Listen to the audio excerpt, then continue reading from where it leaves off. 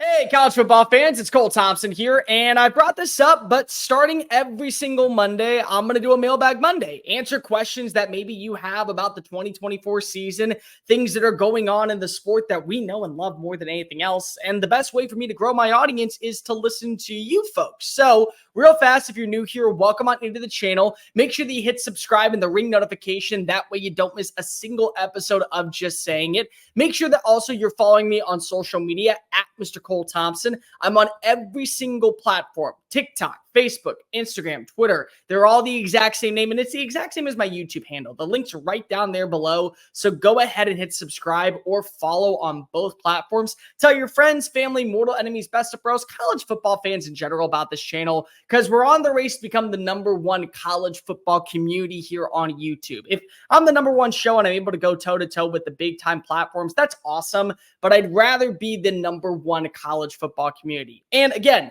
the best way to go ahead and have your questions answered in the mailbag is by either emailing me at colethompsonwriting@gmail.com or sliding in the DMs on Twitter at Mr. Cole Thompson.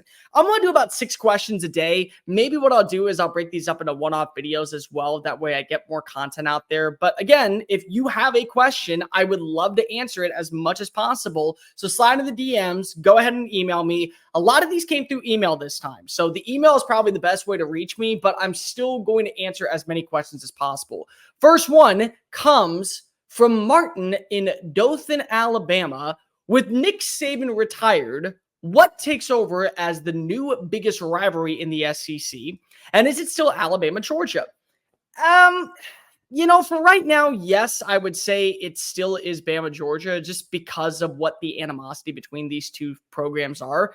But you got to realize the thing that really stands out about what made this such a unique system was not the fact that these two had a long, rich history of playing against each other in primetime games. It was the coaches. It was the two men who were calling the shots on the sidelines and their history of working together.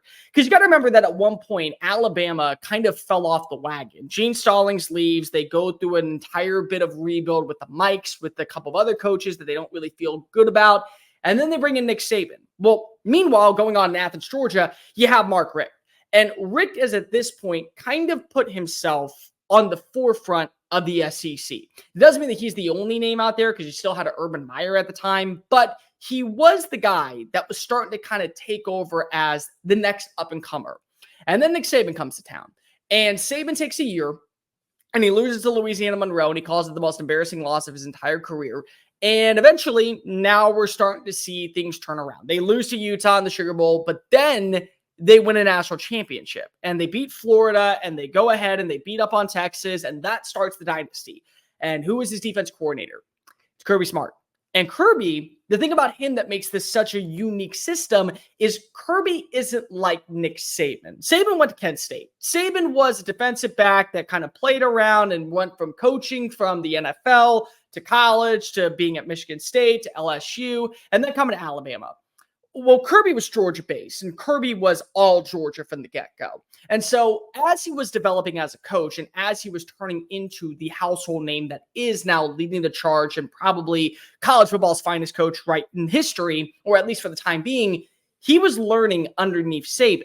And he took a little bit of the pages that were the playbook that eventually led to the dynasty in Tuscaloosa and brought it over to Athens. And he started to say, listen, there are some things that we're doing here that are really good, really profitable. It's why we've been able to stay at the forefront of all East conversations. It's why we passed up on Tennessee. It's why we passed up on Florida. But we're still not at that elite level. We're not doing things at the way that Alabama is. And because of it, he learned underneath the greatest. And now he's created a great culture, one that is as sustainable as the one that currently resided in Tuscaloosa for the last 17 years.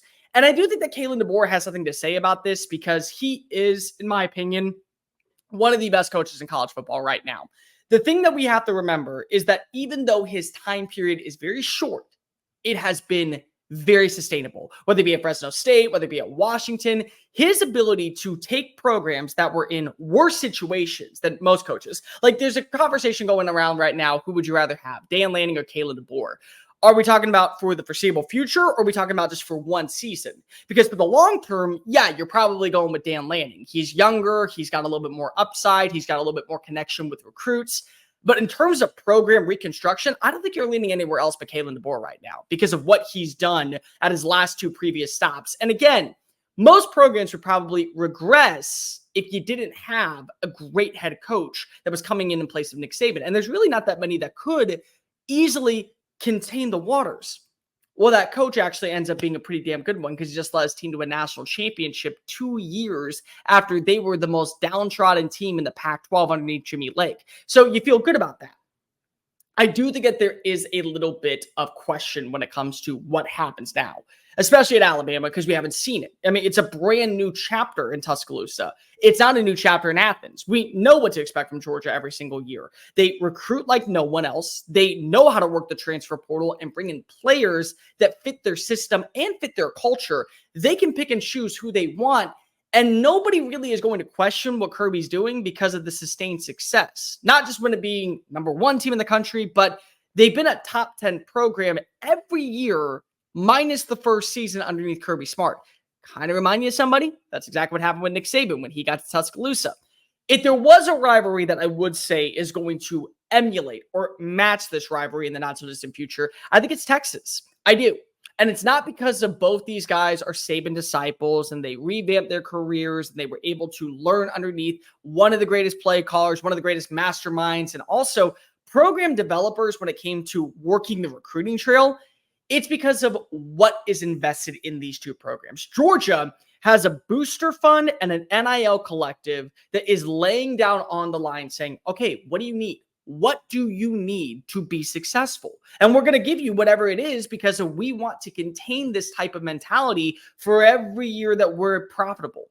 And Texas, they've always had the money. They've always had the resources. People think that because Texas fell off the face of the earth for a while, that they were no longer a great team. That's not the case, even slightly. What they had was all the pieces in place to drive a sustainable car, but they just didn't have the right guy behind the wheel. It's like telling like a 10-year-old, hey, go ahead and drive this Lamborghini with a stick shift. Go ahead and figure it out, by the way. Sometimes you have people that know what they're doing, and then other times you don't. And a lot of the problem that was at Texas was they always had everything going their way in terms of recruiting, in terms of NIL funds, or at the point transfer portal, what they were able to pay under the table to get kids in, but they didn't have the right guy behind the wheel. And a lot of people thought, well, Steve Sarkisian after year one is not the right guy. No, he was. You just had to give him time. You just had to let him go and develop in who he was. And now it's sustainable. And now Texas is at that same level where they're able to bring in the right recruits. They're able to bring in certain transfers that fit their system. And they're not afraid to swing for the fences in terms of adding in a player that maybe is not up to par of what their standard is, but if they can get them to play up to their standard, really hard not to like what they bring in. So I'm excited to see what the future holds for the rivalries in the SEC. I think a lot like Texas, Alabama and Georgia. These are going to be two teams that don't play each other on the regular, but you are going to see them this upcoming season. It's going to be in Austin. It's going to be one of the biggest games in college football this year. It's going to be a matchup that many people are going to be focused in on because of this could control the pathway to Atlanta for one of these teams and almost guarantee them in a college football playoff spot. I do think Alabama, Georgia still right now holds the crown simply because of what is the Southeastern Conference. But don't be surprised if Texas starts moving in place of Alabama in the not-so-distant future. Georgia's got the sustainability. Texas has the sustainability. They're both big brands, and they both have coaches that seem like they're very content staying where they are. Now it's about learning how to build off of everything that they currently have in their system and how to continue just to make it where they don't have any question marks.